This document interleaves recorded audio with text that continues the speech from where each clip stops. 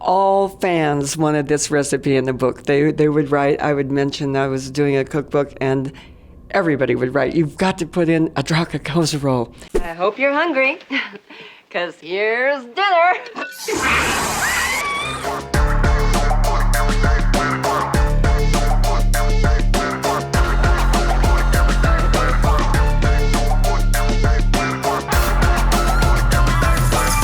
Den of Geek fans, Aaron Sagers here. I get to talk with someone that I absolutely love. I've been able to interact with multiple times in the past. Cassandra Peterson, aka Elvira, aka Mistress of the Dark, aka the Martha Stewart of Macabre. This is your whole new moniker, right? It is, yes. I figured if she can call herself the Queen of Halloween, I can call myself the Martha Stewart of the Macabre. Because you've earned it, because we have Elvira's Cookbook from Hell, hot off the presses.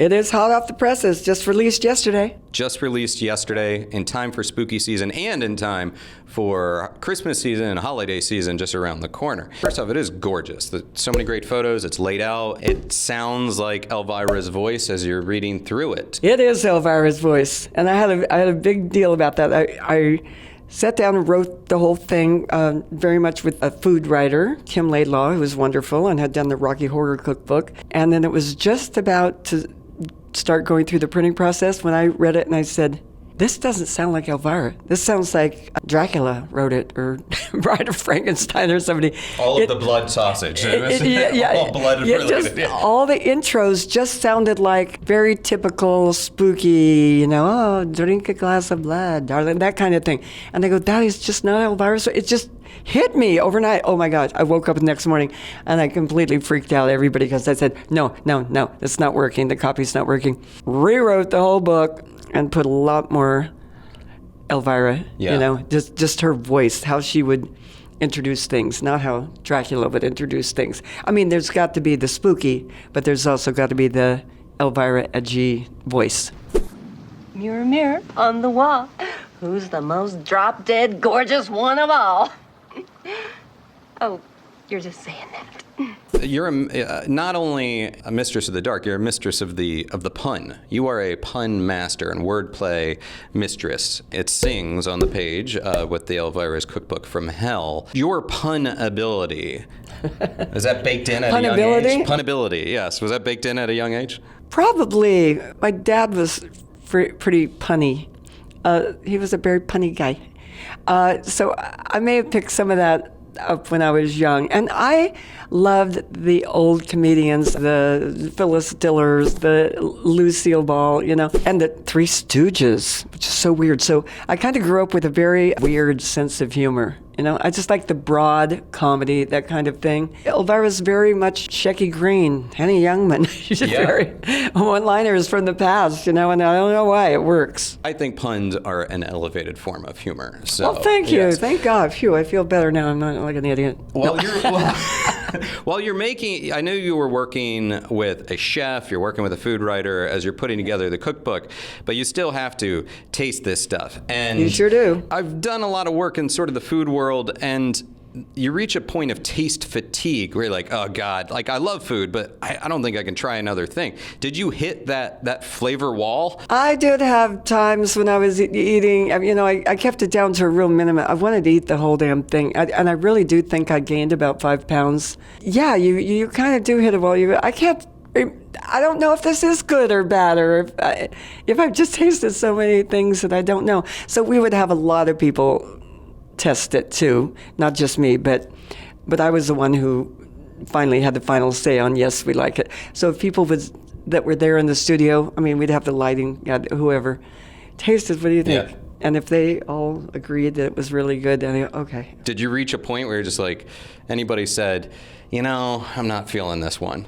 It was me usually. No, it was usually me. I'd just go, I love the idea of this recipe. I love, the look of it, but it tastes like cock-a-doodle. It looks like cock-a-doodle. So then we, no amount of crushed potato chips and Cheese Whiz would fix it up, So yeah. I did have to pass on several recipes that I thought would be really awesome. I hope you're hungry, because here's dinner. It is not cockadoodle, but it is an Easter egg that I did find in the book. I'm going to see if Literal I try Easter egg? A little, yeah. See, this is for Easter too. The Adraka Kozarole. Yeah, it's actually Adraka Kozarole, which, no, that's how we said it. I recognize this from your film, which actually just had a anniversary. So happy Yeah, 35 anniversary. years. Thank you. Adraka Kozarole. Kozarole. Oh, casserole. All fans wanted this recipe in the book. They would write, I would mention I was doing a cookbook, and everybody would write, you've got to put in Adraka Kozarole. And we had to think about it because, there is no Falemgra or Edrazeba, which were things that I put in the movie. So, what is Adraka Kozarole? It has to be edible. The whole thing ended up kind of coming from my childhood, where my family always had a green bean casserole for Thanksgiving. Now, they made it with canned green beans and Campbell's cream of mushroom soup. We elevated this a little bit with wine and shallots and fresh green beans. So it's very delicious, but the one thing that we had to have from the movie and from every recipe my mom ever made, I think, honestly, is the crushed up potato chips and cheese whiz. You can leave that out if you want to, but you have to crunch with your butt. Okay. That it has to be done Important that way, tip. or they're not delicious if you don't do that. It's not just food. You've got cocktails. You've got party tips. Entertaining. So what's like a recipe or tip or whatever that you think, dive in on this, start here, and then check out the rest of the book from there? There's a very simple thing, and we try to make this doable for all levels of cooks, so that it's not intimidating. Now, there are some hard recipes. There's the Till Death Do You Party wedding cake. But there's something like the bedeviled spider eggs. Even children can do. You take the boiled eggs and you kind of crack them all over with a spoon. Then you put it in some black food coloring, leave it overnight, and when you peel the eggs, voila, they have this awesome spider web motif on the egg, which is totally edible. And then you just fill them with your mustard, mayonnaise, and everything you put in deviled eggs. But they look fabulous, and they're so easy to do. Anybody can do it. Love this, especially, again, as a Southern boy. Love my deviled eggs. Oh, so deviled now eggs. I can make spooky deviled eggs. Elvira's Cookbook from Hell. It's out. Get it. And make some cool, spooky treats. And keep it weird, right? Let those freak flags fly. Let your freak flag fly.